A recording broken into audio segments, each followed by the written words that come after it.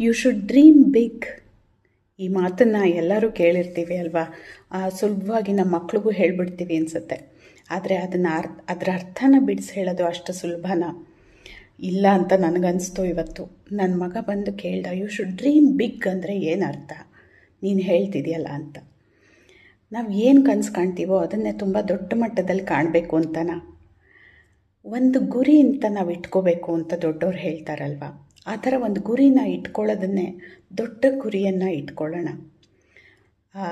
ನಾನು ಈ ಥರದ ಒಂದು ಜೀವನನ ಮಾಡಬೇಕು, ನನ್ನದೇ ಆದ ಮನೆ ಇರಬೇಕು, ಈ ಥರ ಒಂದು ಕೆಲಸ ಮಾಡಬೇಕು, ಅಥವಾ ನಾನು ಈ ಥರ ಒಂದು ಕಂಪ್ನಿ ಕಟ್ಟಬೇಕು, ಒಂದು 50 ಅಲ್ಲ 100 ಜನಕ್ಕೆ ನಾನೇ ಕೆಲಸ ಕೊಡಬೇಕು, ಅಥವಾ ನಾನು ಇಷ್ಟು ಜನಕ್ಕೆ ನಾನು ಸಹಾಯ ಮಾಡೋ ಅಷ್ಟು ನನಗೆ ಶಕ್ತಿ ಇರಬೇಕು.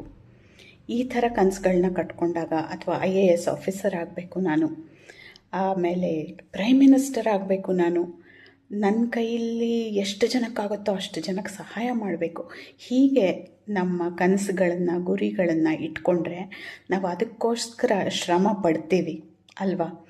ನಮ್ಮ ಸಾಮರ್ಥ್ಯನ ನಾವೇ ಹೆಚ್ಚಿಸ್ಕೊಳ್ತೀವಿ. ಅದೊಂದು ಗುರಿ ಅಂತ ನಾವು ಇಟ್ಕೊಂಡಾಗ ಅದಾಗೆ ದಾರಿ ಮಾಡ್ಕೊಂಡು ಹೋಗ್ತೀವಿ. ನಮ್ಮ APJ ಅಬ್ದುಲ್ ಕಲಾಂ ಅವರು ಹೇಳಿದ ಹಾಗೆ, ಕಣ್ಮುಚ್ಚಿ ಕಾಣೋದು ಕನಸಲ್ಲ, ಕಣ್ಣು ಬಿಟ್ಟು ನಾನು ಹೀಗಿರಬೇಕು ಅಂತ ನಾವು ಅಂದ್ಕೊಳ್ತೀವಲ್ಲ, ಅದು ಕನಸು ಅಲ್ವಾ? ಆ ಥರದ್ದೇ ಡ್ರೀಮಿಂಗ್ ಬಿಗ್. ಮನಸ್ಸಿದ್ದರೆ ಮಾರ್ಗ ಅಂತ ಇದಕ್ಕೆ ಹೇಳೋದು ಅನಿಸುತ್ತೆ. ಮತ್ತು ನಮ್ಮ ಅಣ್ಣವ್ರು ಹೇಳ್ದಂಗೆ, ಆಗದು ಎಂದು ಕೈ ಕಟ್ಟಿ ಕುಳಿತರೆ ಸಾಗದು ಕೆಲಸವು ಮುಂದೆ. Let us dream big. ದೊಡ್ಡ ಕನಸುಗಳನ್ನು ಕಂಡು ಅದನ್ನು ಸಾಕಾರಗೊಳಿಸ್ಕೊಳ್ಳೋಣ.